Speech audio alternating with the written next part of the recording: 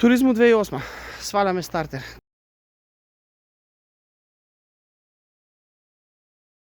Така, стартера се намира отдолу. Трябва да свалим тази кора. Ако имате кора. Хваната е, общо взето, сега. Хваната е с 3 болта.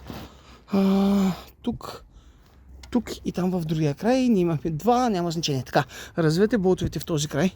Леко лабихме, ето тези ласни, които реално държат страничната част на кората. Може да не се налага, лабихме, за да може да извадим лесно. И самата кора я хващате и я плъзгате. Кората излиза. Така. Самия стартер се намира, като влезете под рейса, леко отляво. Така, ето го стартера. От лявата страна долу. Общо взето имаме. Сега тук тръгнахме да развиваме една гайка. Ще развиваме тази. Мисля, че са толкова, защото доста подгоре не виждам. Така че мисля, че са толкова, ще кажем после. И развиваме всички кабели.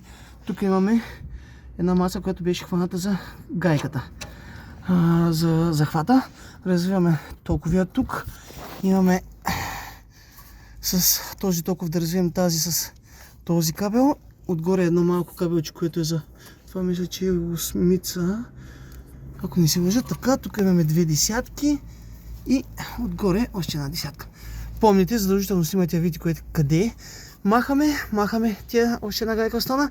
И този стартер трябва да излезе назад. Като го извадим, ще кажем дали реално само двете гайки го държат, тъй като за първи път го сваляме.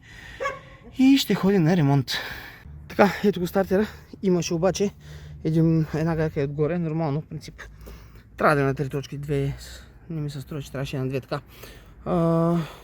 Отгоре има още една шпилка, която се стяга с гайка, с ключ, рамо, дълго покрай самия стартер. Бъркаме, успява да се развие, има достатъчно място. Така, ето, общо взето цялата работа тук. Как лежи? Да, ето ги и 3 шпилки. Пак казвам, тук отгоре, покрай стартера и отдолу двигателя се развива и тупвате полека наляво надясно и всичко става.